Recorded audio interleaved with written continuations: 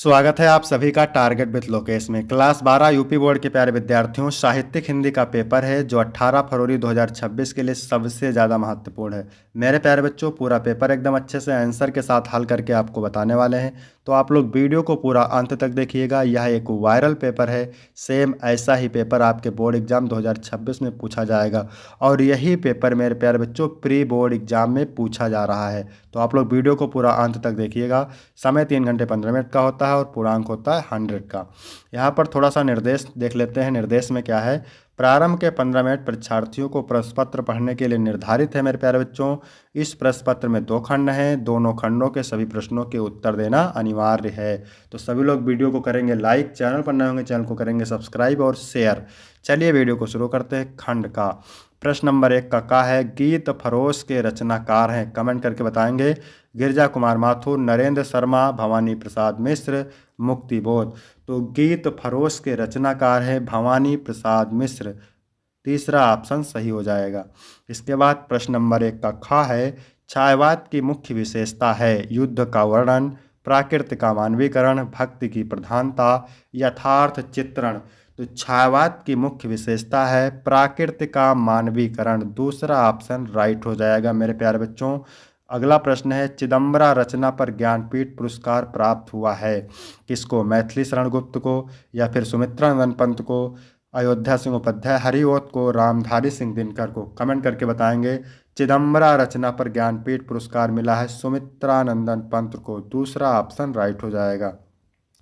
इसके बाद अगला प्रश्न है, निम्न में से हिंदी का आदि काव्य है यानी आदिकाल का ग्रंथ है, रामचंद्रिका है, कवित्र रत्नाकर है, साखी है, विसल देव रासो है। तो विसल देव रासो आदिकाल का ग्रंथ है, चौथा ऑप्शन राइट हो जाएगा। आदिकाल का ग्रंथ है विसल देव रासो। विसल दास रासो के रचनाकार हैं नरपति नाल्ह। कौन है? नरपति नाल्ह। ठीक है। साखी मेरे प्यारे बच्चों कबीरदास की है और ये भक्त काल की है। रामचंद्रिका केशवदास की है और ये रीतिकाल की है। कवित्र रत्नाकर सेनापति की है और ये भी रीतिकाल की है। यदि आपको इसका पीडीएफ चाहिए तो डिस्क्रिप्शन में टेलीग्राम की लिंक मिल जाएगी, वहाँ से टेलीग्राम ज्वाइन करेंगे आपको पीडीएफ मिल जाएगा। अगला प्रश्न है, एक भारतीय आत्मा कहे जाते हैं भूषण, सूर्यकांत त्रिपाठी निराला, माखनलाल चतुर्वेदी, केशवदास। तो एक भारतीय आत्मा सूर्यकांत त्रिपाठी निराला को कहा जाता है। दूसरा का है, घुमक्कड़ शास्त्र के लेखक हैं मोहन राकेश, राहुल सांकृत्यायन, धर्मवीर भारती, अज्ञेय। तो घुमक्कड़ शास्त्र के लेखक हैं मेरे प्यारे बच्चों कौन? राहुल सांकृत्यायन। आपका दूसरा ऑप्शन करेक्ट हो जाएगा। इसके बाद अगला प्रश्न है, क्या कह रहा है, सरस्वती पत्रिका के संपादक हैं प्रताप नारायण मिश्र, आचार्य महावीर प्रसाद द्विवेदी, बाल मुकुंद गुप्त, माधव प्रसाद मिश्र। तो सरस्वती पत्रिका के संपादक हैं आचार्य महावीर प्रसाद द्विवेदी, दूसरा ऑप्शन राइट हो जाएगा। अगला प्रश्न है, बाणभट्ट की आत्मकथा के लेखक हैं फणीश्वरनाथ रेणु, मोहन राकेश, हरिशंकर प्रसाई, डॉक्टर हजारी प्रसाद द्विवेदी। तो बाणभट्ट की आत्मकथा के लेखक हैं डॉक्टर हजारी प्रसाद द्विवेदी, चौथा ऑप्शन करेक्ट हो जाएगा। इसके बाद अगला प्रश्न है मेरे प्यारे बच्चों, क्या कह रहा है, हिंदी का प्रथम मौलिक उपन्यास माना जाता है। कमेंट करेंगे त्यागपत्र को, झूठा सच को, परीक्षा गुरु को, जहाज का पंछी को। तो हिंदी का प्रथम मौलिक उपन्यास माना जाता है परीक्षा गुरु को। ठीक है। परीक्षा गुरु के लेखक हैं लाला श्रीनिवास दास। जहाज का पंछी इलाचंद जोशी का उपन्यास है। झूठा सच यशपाल का उपन्यास है। झूठा सच यशपाल का उपन्यास है। त्यागपत्र जैनेंद्र कुमार का उपन्यास है। त्यागपत्र जैनेंद्र कुमार का उपन्यास है। इसके बाद है गोरा बादल की कथा। गोरा बादल की कथा के लेखक हैं इंसाअल्लाह खां, भूषण, किशोरी लाल गोस्वामी, जटमल। तो गोरा बादल की कथा के लेखक है मेरे प्यारे बच्चों जटमल। कौन है? जटमल, चौथा ऑप्शन राइट हो जाएगा। बाद मेरे प्यारे बच्चों प्रश्न नंबर 3 है, निम्नलिखित गद्यांशों पर आधारित प्रश्नों के उत्तर दीजिए। 10 अंक का पूछा जाता है। गद्यांश के नीचे 5 प्रश्न होते हैं, 2-2 अंक के। तो ये गद्यांश वेरी मोस्ट इंपॉर्टेंट है मेरे प्यारे बच्चों। तो चलिए इसको पढ़ते हैं। नए शब्द, नए मुहावरों एवं नई रीतियों के प्रयोग से युक्त भाषा को व्यवहारिकता प्रदान करना ही भाषा में आधुनिकता लाना है। दूसरे शब्दों में केवल आधुनिक युगीन विचारधाराओं के अनुरूप नए शब्दों के गढ़ने मात्र से ही भाषा का विकास नहीं होता, वरन नए पारिभाषिक शब्दों को एवं नूतन शैली प्रणालियों को व्यवहार में लाना ही भाषा को आधुनिकता प्रदान करना है। तो जहाँ पर भाषा की बात हो और भाषा शब्द दिख जाए तो समझ जाइए मेरे प्यारे बच्चों, भाषा और आधुनिकता चैप्टर से लिया गया है। तो पहला क्वेश्चन है उपयुक्त गद्यांश के पाठ और लेखक का नाम। तो पाठ का नाम भाषा और आधुनिकता, लेखक का नाम प्रोफेसर जी सुंदर रेड्डी। इसके बाद है दूसरा रेखांकित अंश की व्याख्या। तो व्याख्या मेरे प्यारे बच्चों किसकी करना है? व्याख्या करना है जिसकी रेखा खींची हुई है यहाँ से लेकर के यहाँ तक की। तो चलिए देख लेते हैं इसकी व्याख्या कैसे करना है। किसी भाषा में आधुनिकता का समावेश तभी हो सकता है जब उसमें नए नए जन प्रचलित शब्दों, मुहावरों तथा लोकोक्तियों को समाहित कर लिया जाए। इन बातों के समावेश से भाषा व्यवहारिक हो जाती है। तीसरा है किसके गढ़ने मात्र से भाषा का विकास नहीं होता। तो आधुनिक युगीन विचारधाराओं के अनुरूप नए शब्दों के गढ़ने मात्र से भाषा का विकास नहीं होता। इसका उत्तर आपको पैराग्राफ में आसानी से मिल जाएगा, बस आपको पैराग्राफ अच्छे से पढ़ना है। किन चीज़ों को व्यवहार में लाना ही भाषा को आधुनिकता प्रदान करना है। तो नए पारिभाषिक शब्दों को एवं नूतन शैली प्रणालियों को व्यवहार में लाना ही भाषा को आधुनिकता प्रदान करना है, आपने अभी पढ़ा था। इसके बाद अगला क्वेश्चन है उपयुक्त गद्यांश के माध्यम से लेखक ने कौन सी बात बताई है। तो उपयुक्त गद्यांश में लेखक ने भाषा को आधुनिक बनाने के उपाय बताए हैं। फिर यहाँ पे अथवा करके दिया हुआ है, तो ये करना है इसमें से, लेकिन ये भी मोस्ट इम्पॉर्टेंट है। माता अपने सब पुत्रों को समान भाव से चाहती है, इसी प्रकार पृथ्वी पर बसने वाले जन बराबर हैं, उनमें ऊंच और नीच का भाव नहीं है। जो मातृभूमि के हृदय के साथ जुड़ा हुआ है वह समान अधिकार का भागी है। पृथ्वी पर निवास करने वाले जनों का विस्तार अनंत है। नगर और जनपद, पुर और गांव, जंगल और पर्वत नाना प्रकार के जनों से भरे हुए हैं। ये जन अनेक प्रकार की भाषाएं बोलने वाले और अनेक धर्मों के मानने वाले हैं, फिर भी वे मातृभूमि के पुत्र हैं और इस कारण उनका सौहार्द भाव अखंड है। सभ्यता और रहन सहन की दृष्टि से जन एक दूसरे के आगे पीछे हो सकते हैं, किंतु इस कारण से मातृभूमि के साथ उनका जो संबंध है उसमें कोई भेदभाव उत्पन्न नहीं हो सकता। पृथ्वी के विशाल प्रांगण में सब जातियों के लिए समान क्षेत्र है। समन्वय के मार्ग से भरपूर प्रगति और उन्नति करने का सबको एक जैसा अधिकार है। तो जहाँ पर मातृभूमि शब्द दिख जाए, पृथ्वी शब्द दिख जाए, माता दिख जाए, जन दिख जाए, तो आप समझ जाए राष्ट्र का स्वरूप चैप्टर से लिया गया है। तो प्रस्तुत गद्यांश के पाठ एवं लेखक का नाम। तो पाठ का नाम राष्ट्र का स्वरूप और लेखक वासुदेव शरण अग्रवाल।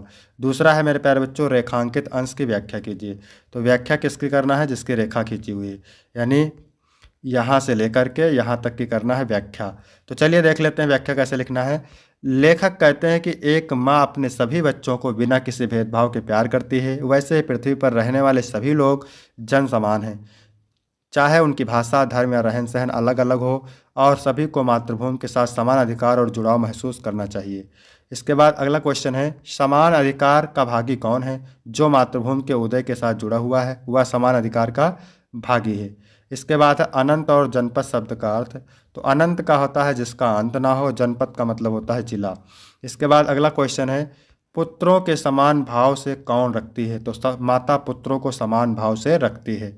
इसके बाद प्रश्न नंबर 4 है मेरे प्यारे बच्चों, निम्नलिखित पद्यांशों पर आधारित प्रश्नों के उत्तर दीजिए। 10 अंक का है, ये भी वेरी वेरी मोस्ट इंपॉर्टेंट है। ठीक है, तो ये पैराग्राफ है। हंसता है नद खल खल बहता कहता कुल कुल कल कल कल कल, देख देख नाचता हृदय बहने को महाविकल बेकल, इस मरोर से इसी शोर से सघन घोर गुरु गहन रोर से, मुझे गगन का दिखा सघन व छोर, राग अंबर अंबर में भर निजरोर। तो पहला क्वेश्चन पूछ रहा है उपयुक्त पद्यांश के पाठ का शीर्षक और कवि का नाम लिखिए। तो पाठ का शीर्षक है बादल राग, कवि सूर्यकांत त्रिपाठी निराला है। फिर है रेखांकित अंश की व्याख्या। तो व्याख्या मेरे प्यारे बच्चों किसकी करना है? हंसता है नद खल खल बहता कहता कुल कुल कल कल कल कल, इसकी करना है व्याख्या। तो चलिए देख लेते हैं। प्रस्तुत पंक्तियों में बादलों का आह्वान करते हुए निराला जी कहते हैं कि हे बादल, जब तुम बरसते हो तो वर्षा का जल झरनों एवं नदियों में जाता है, जिससे झरनों एवं सरिताओं का जल कुल कुल ध्वनि करके बहता है। फिर है कुल कुल कल कल कल कल कहते हुए कौन बहता है? तो नदियों का जल बहता है। इसके बाद अगला प्रश्न, अंबर शब्द के 2 अर्थ लिखिए। तो आकाश और वस्त्र।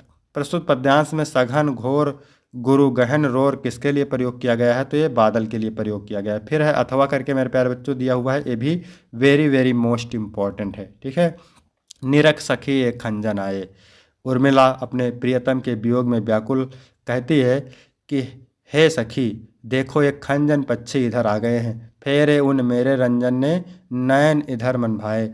और मेरे मन को आनंदित करने वाले, प्रसन्न करने वाले मेरे प्रियतम ने खंजन पक्षी के रूप में अपने नेत्र इधर घुमा लिए हैं। फैला उनके तन का आतप सर से सरसरा।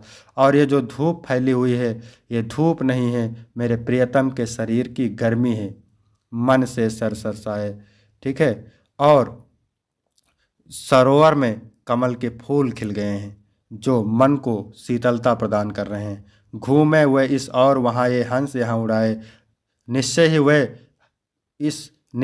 वे इस और वहाँ पर घूमे होंगे, ये हंस यहाँ उड़छाए। तभी तो ये मंद मंद, उनके मंद मंद गति का आभास दिलाने के लिए ये हंस यहाँ उड़ करके आ गए हैं। करके ध्यान आज इस जन का निश्चय मुस्काए, कर निश्चय ही आज मेरा ध्यान करके वे मुस्कुराए होंगे। फूल उठे हैं कमल अधर से या बंदूक सुहाए, तभी तो सरोवर में कमल खिल उठे हैं। और ये लाल लाल बंदूक के फूल मेरे प्रियतम के लाल ओठ, और ये मेरे प्रियतम के लाल ओठों के समान ये लाल लाल बंदूक के फूल सुशोभित हो रहे हैं। स्वागत स्वागत शरद भाग्य से मैंने दर्शन पाए, हे शरद ऋतु तुम्हारा स्वागत है, मैंने भाग्य से तुम्हारे दर्शन पाए हैं। नभ ने मोती वारे लोए अश्रु अर्घ भर लाए, और के रूप में मोती ने उछावर कर तुम्हारा स्वागत किया है, और मैं अपने आंसुओं का अर्घ रहकर तुम्हारी प्रार्थना करती हूँ। ठीक है। तो ये रहा इसकी व्याख्या। अब पहला क्वेश्चन है, उपयुक्त पद्यांश के शीर्षक और कवि का नाम। शीर्षक है गीत, कवि है मैथिली शरण गुप्त। फिर है रेखांकित अंश की व्याख्या। तो व्याख्या हम पूरी बता दिए हैं आपको। इसके बाद अगला क्वेश्चन है, उर्मिला द्वारा किस ऋतु का स्वागत किया गया है। तो उर्मिला द्वारा शरद ऋतु का स्वागत किया गया है। इसके बाद अगला क्वेश्चन है, हंसों को देखकर उर्मिला क्या अनुमान लगाती है। तो हंसों को देखकर उर्मिला यह अनुमान लगाती है कि प्रियतम इस और घूमे होंगे, अथवा निश्चय ही मेरा ध्यान करके मुस्कुराए होंगे। बंदूक पुष्पों में उर्मिला ने किसका आभास पाया है। तो बंदूक के पुष्पों में उर्मिला ने प्रियतम के अधरों का आभास पाया है। इसके बाद अगला क्वेश्चन है 5 का नंबर, निम्नलिखित में से किसी एक लेखक का जीवन परिचय देते हुए उनकी प्रमुख कृतियों का उल्लेख कीजिए। हरिशंकर प्रसाई, वासुदेव शरण अग्रवाल, डॉक्टर APJ अब्दुल कलाम। तीनों वेरी वेरी मोस्ट इंपॉर्टेंट है मेरे प्यारे बच्चों। इसके बाद अगला प्रश्न है, निम्नलिखित में से किसी एक कवि का जीवन परिचय देते हुए उनकी प्रमुख कृतियों का उल्लेख कीजिए। भारतेंद्र हरिश्चंद्र, सुमित्रानंद पंत और Mahadevi Verma. Very very most important है।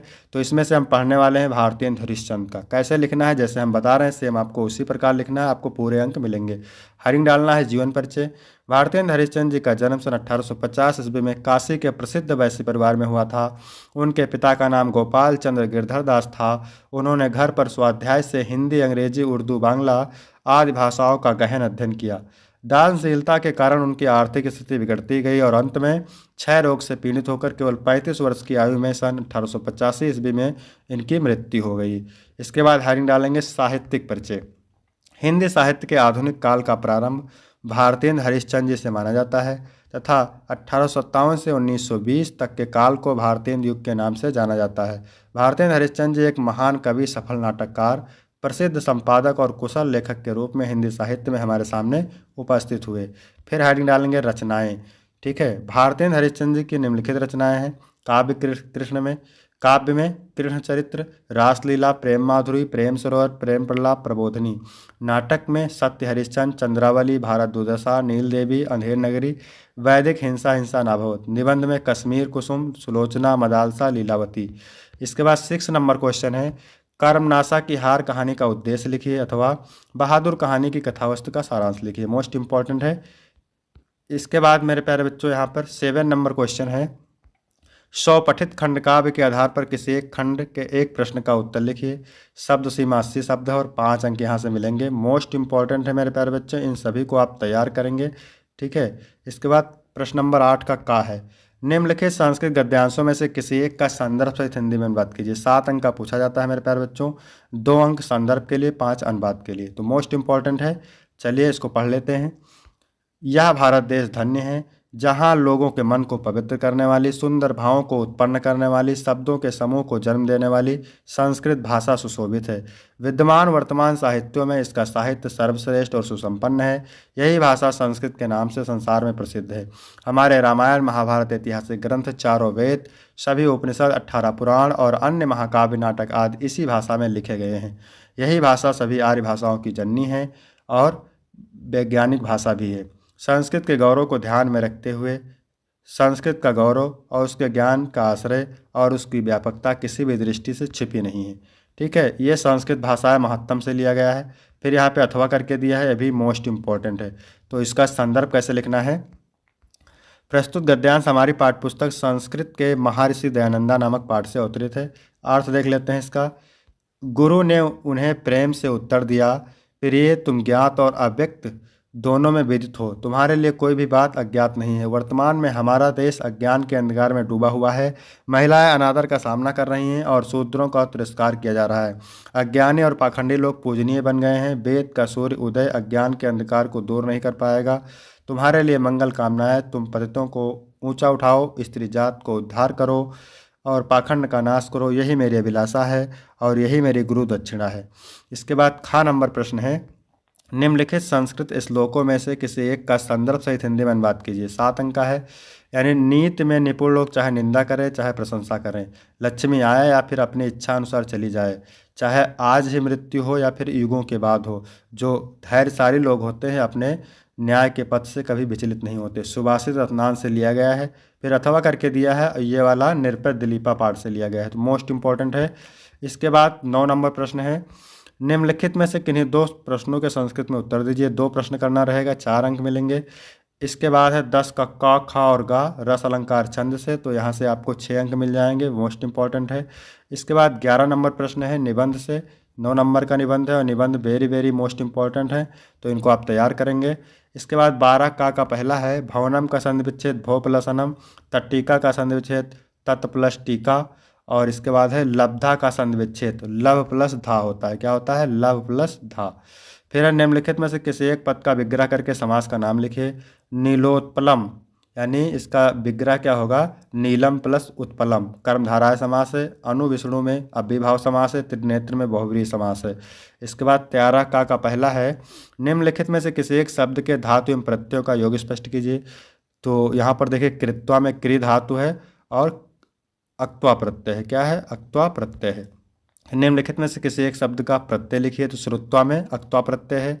इसके बाद खा नंबर है, क्या कह रहा है? रेखांकित पदों में से किसी एक पद में प्रयुक्त विभक्ति तथा संबंधित नियम का उल्लेख कीजिए। रामेण सा सीता वनम आगच्छत, तो साहयुक्ते प्रधान सूत्र से इसमें कौन सी विभक्ति है? तो इसमें है तृतीया विभक्ति। ठीक है। अग्ने स्वाहा अभिता परता समय निक्षा हा प्रतियोगी सूत्र से इसमें चतुर्थी विभक्ति है। राकेश फादेन खज्जा अस्ति, यानी राकेश पैर से लंगड़ा है, ये नांग विकारा सूत्र से तृतीया विभक्ति है। फिर है 14 नंबर प्रश्न, किसी पर्यटन स्थल का वर्णन करते हुए अपने मित्र को पत्र लिखिए कि वह भी कुछ दिनों के लिए आपके पास आ जाए, अथवा सड़क दुर्घटना से घायल मित्र को सांत्वना देने के लिए एक पत्र लिखिए। 8 अंक का है, मोस्ट इंपॉर्टेंट है।